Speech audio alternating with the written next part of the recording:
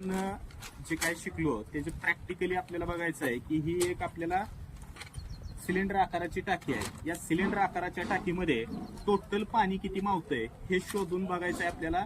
आणि हे सगळं हे विद्यार्थी आपल्या समोर दाखवतील की या टाकीमध्ये किती पाणी साठतंय.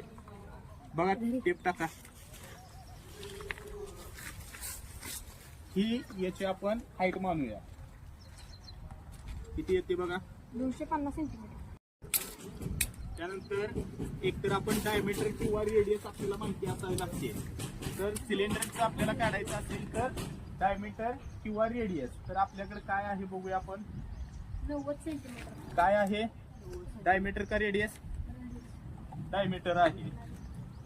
Diameter 90 centimetre.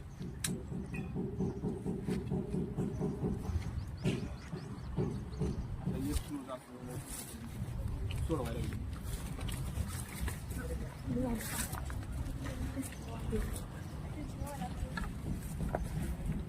हाईट मिळालेली आहे आपल्याला.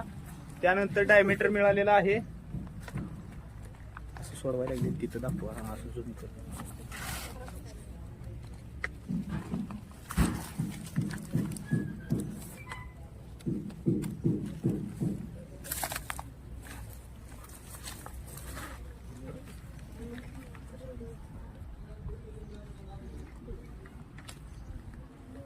पाचशे 72.88 लिटर. Very good.